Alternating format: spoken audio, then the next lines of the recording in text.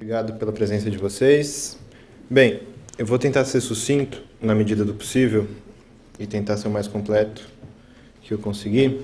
Primeiro, acho importante para a gente falar de psicose e antipsicótico, a gente estabelecer os conceitos atuais de psicose na psiquiatria, porque se a gente for olhar historicamente, a gente tem diversos conceitos de psicose que foram variando aí ao longo do século passado e a gente, não eu pessoalmente, claro, mas a psiquiatria tentou estabelecer um conceito um pouco mais restrito de psicose, né? Se a gente for pensar, né, eu citei aqui o leigo inapropriado, quando a gente trata de psiquiatria clínica e de pesquisa em psiquiatria.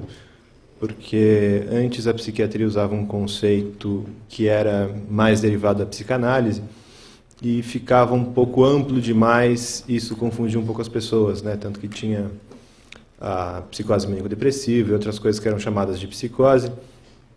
Então, hoje, via de regra, a gente estabelece como psicose um quadro clínico, observando-se de um ponto de vista fenomenológico, onde você observa a presença de delírios ou de alucinações.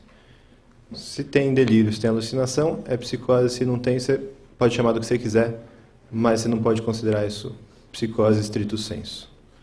Pois bem, do ponto de vista de delírio, a gente pode dizer que é um tipo de alteração do pensamento, um tipo de alteração da forma do pensamento, onde tem um tipo de ideia, né, um tipo de pensamento que ele não é compartilhado, ele é irredutível do ponto de vista lógico. O conteúdo desse pensamento ele pode variar. Depende, isso é uma coisa que dá o caráter pessoal de cada quadro psicótico. O mais comum que a gente observa, sem dúvida, são os quadros paranoides e persecutórios, né, as pessoas que acham que estão sendo perseguidas, que alguém quer matar, que as pessoas eventualmente estão olhando para ela, que estão querendo fazer algum mal. Isso de formas, desde o concreto, alguém quer me matar, alguém quer me envenenar, até coisas mais impalpáveis, como, né, alterações, né, de interferência de pensamento, que a gente vê bastante nos quadros esquizofrênicos, esquizofreniformes. Tem os delírios erotomaníacos, né, onde tem uma alteração da sexualidade, da afetividade dos pacientes, delírio de grandeza, que está muito comumente associado aos quadros de transtorno bipolar. Quando a gente fala de alucinação, a gente está falando, em termos de exame psíquico, de uma alteração da senso-percepção, né? Diferentemente da ilusão, onde existe um objeto, né? Eu enxergo aquela garrafa, mas eu enxergo ela diferente. Na alucinação, você percebe algum tipo de objeto que não existe, não é? Você sente algum tipo de objeto que não está presente. Isso pode derivar de várias formas da sua senso-percepção. Tem as alucinações visuais, que a gente citou agora, mas tem as alucinações auditivas, que em termos de psicoses primárias são as alucinações mais comuns. As alucinações visuais, em geral, estão mais associadas a quadros orgânicos. Isso ajuda a guiar a gente um pouco na nossa investigação diagnóstica. E tem outras, tem alucinações táteis, né, nos delírios de infestação, né, de bichinho, a gente observa. Douglas trabalha aqui bastante também com a parte de dermatologia, né, muito comum chegar paciente, né, se coçando, porque acha que tem alguma coisa na pele, que tem algum bicho. Isso muitas vezes não é verdade, pode ser derivado de um quadro alucinatório. Né, as alucinações de paladar e de olfato também estão muito relacionadas a quadros de epilepsia. Pois bem, onde é que aparecem as psicoses? As psicoses, via de regra, né, as pessoas estão muito condicionadas a pensar que psicose é uma coisa muito ligada à esquizofrenia, né? Tem colegas que falam assim, não, eu acho que sempre que tem delírio é esquizofrenia. Eu já vi psiquiatra sair daqui, de psiquiatria, dizer, não, eu acho que sempre que tem delírio é esquizofrenia. Na verdade, não. Na verdade, quanto mais a gente investiga, mais a gente percebe que a esquizofrenia é a minoria dos quadros de psicose. O mais comum, se a gente for observar em termos epidemiológicos, é justamente a psicose por uso de substância. Chegou um paciente no pronto-socorro né, psicótico, a maior chance é ele estar sob uso de algum tipo de substância, de algum, né, normalmente algum tipo de droga, mas ou mesmo medicamento, alguma coisa assim. Tem uma coisa importante dizer, são as... Não coloquei aqui, mas é importante dizer as psicoses associadas aos transtornos de humor, depressão psicótica, mania psicótica, é muito frequente e epidemiologicamente é mais frequente também do que a esquizofrenia. Transtorno esquizoafetivo, né, que seria um meio do caminho aí entre o transtorno bipolar e a esquizofrenia, é um quadro mais raro.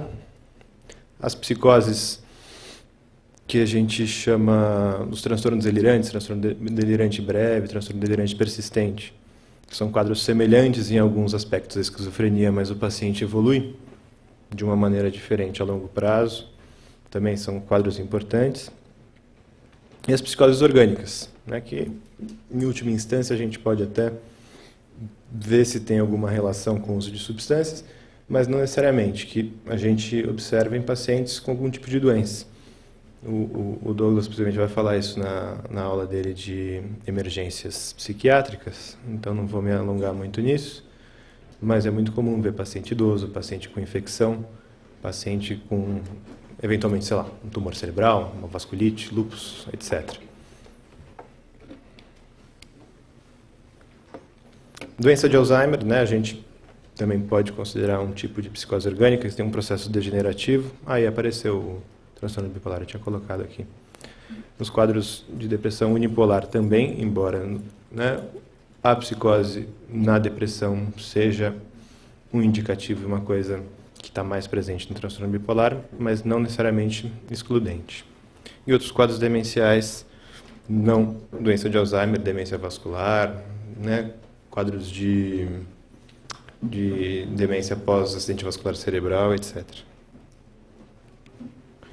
Pois bem, aprofundando um pouquinho mais, né, passando do macro para o micro, a gente percebe que se a gente for estudar a psicose e o uso de antipsicóticos, a gente tem que falar de um neurotransmissor que está intimamente ligado, e talvez seja o mais importante, pelo menos segundo nossos conhecimentos de ciência básica hoje em dia, que é justamente a dopamina. Tem um artigo belíssimo de um pesquisador chamado Kshitij Kapoor, que ele descreve a dopamina como o vento que aviva o fogo da psicose. Isso, só o nome é poético, depois ele fala de uma coisa bem específica. Mas a dopamina está presente no cérebro em vários sistemas, né, atua em várias regiões, que vão ser super importantes quando a gente for pensar no tratamento das psicoses, porque se a gente vai atuar, né, na questão da ativação ou desativação desses sistemas dopaminérgicos, a gente vai ter efeito em diversos sistemas. A gente não conseguiu ainda ser tão específico quanto a gente gostaria de agir justamente, né, na parte que nos interessa. A gente eleva a dopamina de uma maneira um pouco grosseira, como as medicações psiquiátricas em geral agem, né? Eleva a dopamina, bloqueia a dopamina, né? A gente tenta ser o mais seletivo possível, mas a gente em geral não consegue. Pois bem, quando a dopamina está presente, né, no feixe nigroestriatal, que liga o corpo estriado à substância compacta negra do mesencéfalo, a dopamina ela tem uma ação fundamental de controlar a fineza dos movimentos, que a gente percebe, né, por uma série de manobras no exame neurológico, percebe observando a marcha, e é justamente essa substância compacta negra que vai se degenerando no quadro da doença de Parkinson.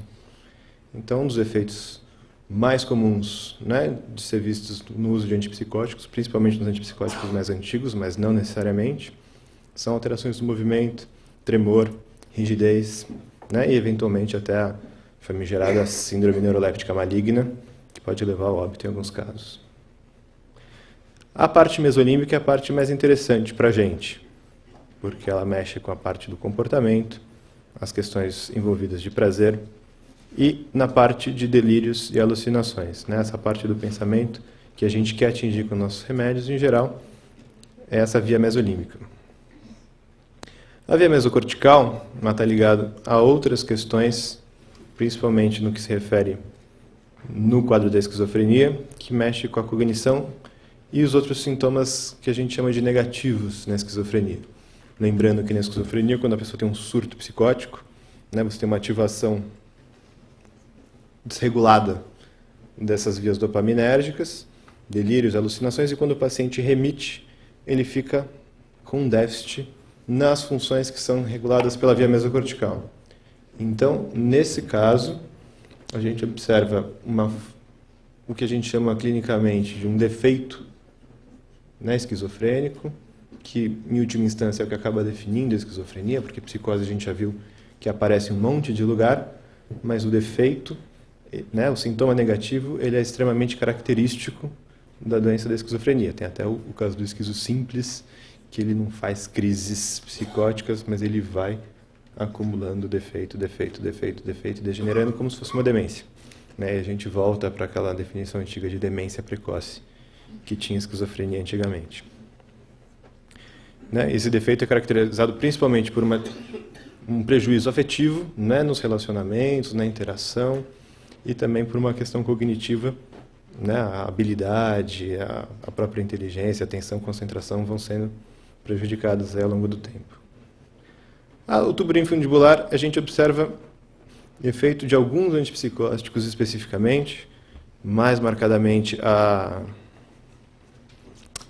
risperidona, sulpirida e a amisulprida são os principais, né? Os ginecologistas adoram da sulpirida porque dá bastante leite para as gestantes e puérperas. Gestantes não interessa muito, puérperas sim.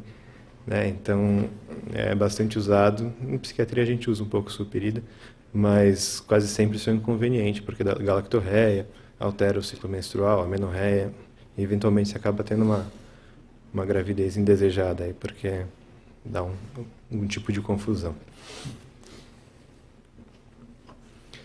Essas fotos que eu peguei, essas imagens, são do livro do maravilhoso Stahl, né, que eu acho absolutamente ilustrativas.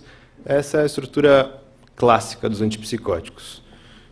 Clássica talvez seja um termo um pouco impreciso, porque esse antipsicótico aí que está mostrado para vocês é um protótipo de uma fenotiazina.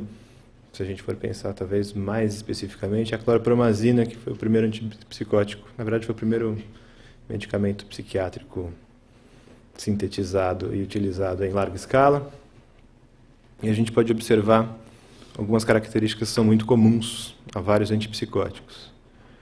O mais importante no antipsicótico é ele ter esse bico, que vocês estão vendo aí escrito D2. Esse bico escrito D2 significa que ele é um bloqueador do receptor D2 de dopamina. E a grande maioria dos antipsicóticos, se quiser ter um efeito antipsicótico importante, tem que ter esse bloqueio D2. A gente tem aí alguns outros receptores aí da molécula que vão se ligar, quer dizer, na verdade são partes da molécula que se vão ligar a receptores cerebrais e vão ter atividades diferentes. Por exemplo, esse M1, né, ele é um bloqueador muscarínico, ele é anticolinérgico, então pode caracterizar alguns tipos de efeito colateral dos antipsicóticos, por exemplo, prender o intestino, etc., eventualmente deixar a boca um pouco seca. O H1 é um bloqueador estaminérgico, ele é um antihistamínico em última instância, então ele vai dar sono, eventualmente vai dar ganho de peso também. E esse alfa-adrenérgico, ele é bastante presente nesse tipo de antipsicótico mais antigo, que hoje em dia se usa menos, mas se usa bastante também, que é muito comum da hipotensão postural nos pacientes, né?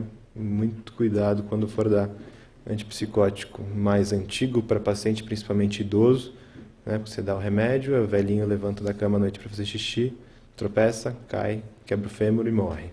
Essa é uma coisa que pode acontecer. Não necessariamente morre, mas pode bater a cabeça, pode se machucar, sem contar os riscos e o desconforto geral no dia a dia. Um pouquinho depois, né, vindo na nossa análise mais histórica dos antipsicóticos, desenvolveram o Aldol. Você vê que o Aldol ele ficou bem mais limpo ele tem daquelas atividades, não tem ação antimuscarínica significativa, não tem ação antistamínica indicativa, tem um pouco de alfa-1, mas a gente não vê muito isso na clínica. Ele é praticamente um bloqueador D2 puro, um excelente bloqueador D2. Hoje em dia, mesmo se você fizer um estudo de meta-análise, a eficácia dele para remitir sintoma psicótico ainda é altíssima, muito superior a esses antipsicóticos modernos badalados que custam R$800 a caixa, que a gente vê por aí, o pessoal fazendo propaganda. Por ser um bloqueador D2, né, tão potente e tão eficaz, o Aldol, o principal efeito colateral dele é justamente as ações decorrentes do bloqueio D2 na via nigroestriatal. Rigidez, tremores, extremidades, e em muitos casos, se você pensar que esses pacientes são pacientes, em geral, crônicos, né, o uso prolongado de Aldol pode desenvolver aqueles quadros de movimentos involuntários, por exemplo, de cinesia tardia, que são casos de difícil controle, né, que, em parte, contraindicam o uso do Aldol, tanto quanto se usava antigamente. Ainda falando sobre os antipsicóticos mais antigos, que a gente chama atualmente de antipsicóticos de primeira geração, ou antipsicóticos típicos, a gente tem o Aldol, que é considerado farmacologicamente uma butirofenona. Hoje em dia, das butirofenonas, quais que a gente usa clinicamente? Só o Aldol, não tem outra. Mas tem as fenotiazinas também, que são antipsicóticos que a gente for pensar, eles têm uma certa coesão aí no seu funcionamento, porque eles são antipsicóticos mais sedativos, a gente usa bastante eles para fazer sedação de paciente em alguns casos, embora também não sejam mais o top de linha, mas eles têm menos bloqueio D2, ou seja, eles precisam de uma dose maior para conseguir o efeito antipsicótico, e você tem muita sedação. É difícil você controlar um paciente com uma psicose só com uma fenotiazina, porque a tendência dele ficar sedado antes dele ter o efeito antipsicótico esperado é muito grande. Normalmente eles são usados mais em associação, por conta desses efeitos, né, anticolinérgico, antihistamínico e noradrenérgico que ele possui.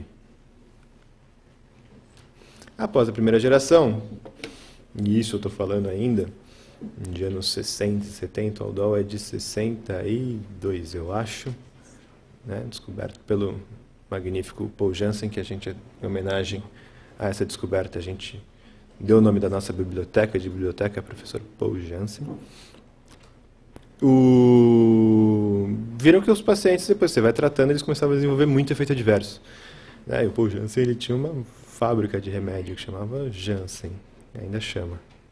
E isso começou a dar problema, principalmente nos Estados Unidos, que os pacientes começam a ficar com efeito colateral, eles processam os médicos, né, e processam a indústria farmacêutica, daqueles processos milionários. Melhorou da esquizofrenia, mas agora ele treme o corpo inteiro.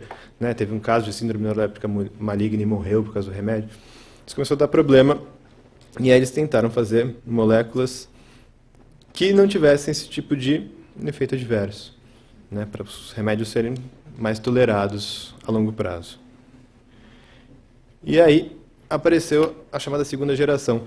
O primeiro antipsicótico atípico que inventaram foi em 73, que foi justamente a clozapina, que até hoje, se você fizer qualquer tipo de meta-análise, a clozapina, em termos de eficiência, é imbatível. O que eles juntaram? Eles juntaram os bloqueios dopaminérgicos, não só o D2, mas outros bloqueios dopaminérgicos, junto com bloqueios serotoninérgicos, né? Na verdade, não são só bloqueios, porque tem alguns receptores que se ligam, a molécula se liga a alguns receptores serotoninérgicos bloqueando, e alguns ela se liga ativando. Então, ela modula também a questão da serotonina, que talvez seja a segunda via mais importante que esteja ligada aí no manejo das psicoses. E aí ficou mais ou menos assim. A risperidona, eles consideram talvez o atípico padrão. Ele faz um bloqueio D2, mas ele liga também no 5-HT2A e no 5-HT7. Né? O 5-HT2A é um receptor que ele é importante de ser bloqueado porque ele dá o efeito ruim da serotonina. Né? Tem alguns antidepressivos que se ligam no 5-HT2A, né? Que você ligando no 5-HT2A você consegue um efeito ansiolítico e antidepressivo importante. Né? E liga também no 5-HT7. Então, eventualmente, você vai ligando em alguns receptores, você consegue deslocar a serotonina para os receptores também que são mais interessantes. E aí, a partir daí, a gente vai desenvolvendo. Olha a clozapina, que bonita que ela é. Né? Parece uma... não sei. Sei lá... não sei, é algum coral, talvez. Ela liga um monte, né? A clozapina liga tanto, ela bloqueia tanto os receptores serotoninérgicos que ela pode desencadear quadros obsessivos. Ela agrava quadros obsessivos, que a gente sabe que a gente precisa aumentar o nível de serotonina no neurônio pós-sináptico, né? Ela liga em tudo, né? Bloqueia D1, bloqueia D2, bloqueia D3, D4. Ela é um espetáculo, né? E ela consegue ter, né, uma atividade antipsicótica excelente. Ela tem uma atividade antidepressiva, né? Assim, muito importante, observando grosseiramente também, né? Porque a gente não usa ela como antidepressivo, mas os sintomas depressivos associados às psicoses ela melhora bastante. E também, por outro lado, também ela tem um monte de efeitos adversos, né? Quanto mais você liga receptores, né, ganho de peso, tem o risco da famosa granulocitose, que clinicamente a gente observa pouco. A literatura descreve em torno de 0,5% a 1% dos casos podem desenvolver esse caso de granulocitose. Então, por isso ela é usada com uma certa reserva. Mas ela é usada, na verdade, com mais reserva do que se deveria. Se você for observar pelo manual americano, tentou um, não deu certo, tentou dois, não deu certo, você parte para a clozapina, porque esse paciente, se ele continuar tendo crise, né, se você correr o risco de ter mais uma crise, né, ele vai degenerar mais, vai ter mais sintoma negativo e vai ter uma evolução pior a longo prazo. Então, hoje em dia, em geral, as pessoas galinham muito para entrar com clozapina. É muito comum você ver um paciente psicótico, esquizofrênico, né, nesse caso, chegando depois de 1, 2, 3, 4 crises, já tentou 6 remédios diferentes, não se adaptou com nenhum, e ninguém pensou ou tentou dar clozapina ainda nesse momento. Bem, isso é no caso da clozapina. Ela atua na via mesocortical e, por conta desse bloqueio serotoninérgico, ela consegue modular e, de longe também, ele é o antipsicótico que melhor atua a respeito dos sintomas negativos. Todo antipsicótico que tem uma ação serotoninérgica, basicamente todos de segunda geração, via de regra, eles têm uma resposta melhor no que se refere aos sintomas negativos da esquizofrenia. Se você for pensar numa psicose aguda, você pode se dar o luxo, né? Ou você pode pelo menos ter à mão a possibilidade de usar os antipsicóticos típicos, porque em princípio você não vai precisar manter isso a longo prazo. Mas se você está pensando numa psicose crônica, um quadro de transtorno bipolar com sintomas psicóticos, ou um quadro de esquizofrenia principalmente, ou um transtorno delirante persistente, que são pacientes que vão precisar usar aí, até que a morte os separe, algum tipo de antipsicótico, vale a pena você pensar, em princípio, em usar um típico. Embora não seja incorreto, perdão, você vai pensar em usar um atípico, embora não seja incorreto você usar um típico. Tem uma frase do professor Valentim Gentil que diz que antipsicótico é que nem chave e fechadura. Tem paciente que fica bem com aldol em dose baixa e não tem efeito colateral nenhum. Então, nesses pacientes que já tomaram remédio, eventualmente convém manter.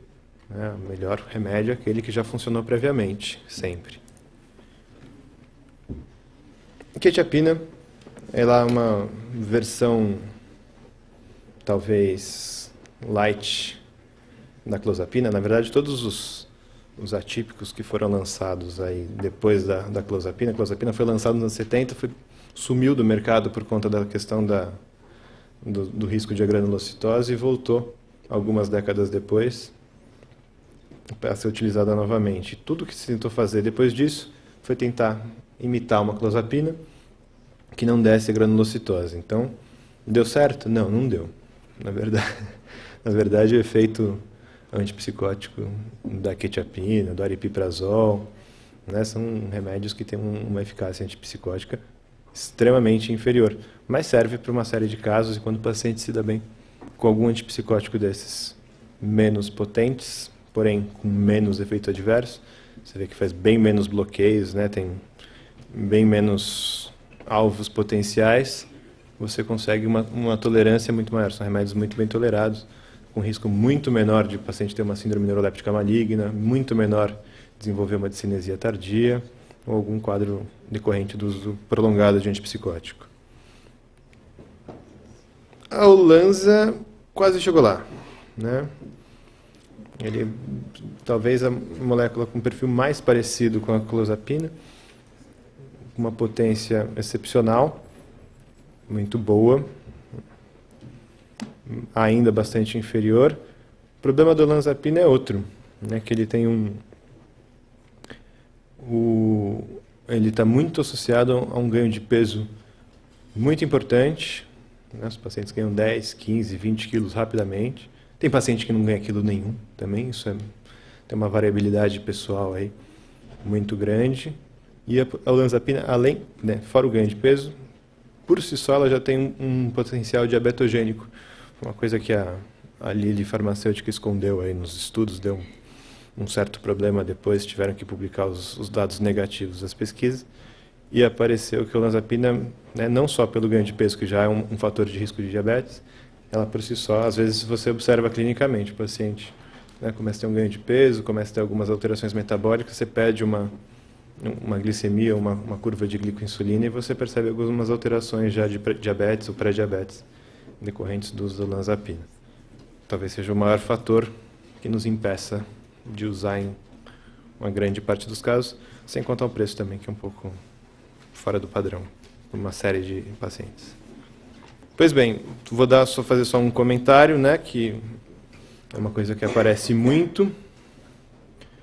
Os antipsicóticos sendo utilizados, principalmente os antipsicóticos de segunda geração, os antipsicóticos atípicos, sendo utilizados como estabilizador de humor. Quetiapina lançaram como se fosse um super remédio, né, um super antipsicótico, a nova clozapina que não ia dar granulocitose. Depois perceberam que não era tudo isso e foi resgatado porque descobriram que como estabilizador de humor, principalmente como tratamento para a depressão bipolar, é um remédio excelente, de primeira linha, né, muito utilizado, mas também serve para fazer manutenção. Olanzapina também serve para manutenção. O aripiprazol sendo muito utilizado para depressão bipolar e também para unipolar, junto para potencializar antidepressivo. São remédios que, hoje em dia, se a gente for ver, sem dúvida, são muito mais utilizados para tratar transtornos de humor do que para tratar a esquizofrenia. Isso gera até um problema de ordem prática, porque, né, ele vem em bula, né, ele está registrado como remédio para esquizofrenia, e muitos pacientes têm resistência, mas eu não tenho esquizofrenia, eu tenho depressão. Né, se você não souber manejar isso em consultório, você queima um remédio que vai deixar de ser utilizado e pode ser excelente. São todos remédios de primeira linha hoje em dia, né? Se você for ver no CAMAT ou na diretriz americana, são remédios top para transtorno de humor.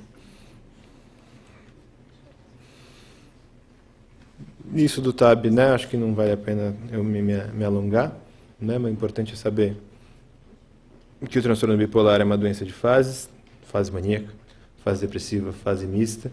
Em todas elas cabe o uso de antipsicótico para tratar, mesmo quando não tem psicose. Quando tem psicose, então, sem sombra de dúvida, é mandatório você usar um antipsicótico, né, mas você pode usar ele para modular o humor. Você pode usar quetiapina só, sem antidepressivo, para tratar uma depressão psicótica. Você pode usar uma olanzapina, a própria quetiapina numa dose mais alta para tratar um quadro maníaco.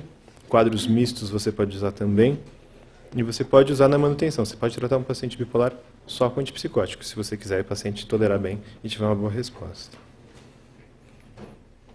Delírio, eu ia falar, mas eu não vou falar, porque entraria na aula do Douglas, e vou tentar ser um pouco mais curto. E aí tem os quadros clínicos que a gente ia discutir, mas eu acho que não precisa, né? Porque senão a gente vai se alongar muito. Senhores, desculpa ter cortar a aula assim de uma maneira um pouco abrupta, né? Mas eu acho que estou tentando caber no tempo aqui que me foi dado, que foi um tempo um pouquinho curto, para falar um pouco mais dos antipsicóticos. A gente vai ter um tempo de discussão depois, não vai? Então, eu vou deixar as perguntas para mais tarde. Muito obrigado aí pela atenção, obrigado pela paciência. Valeu.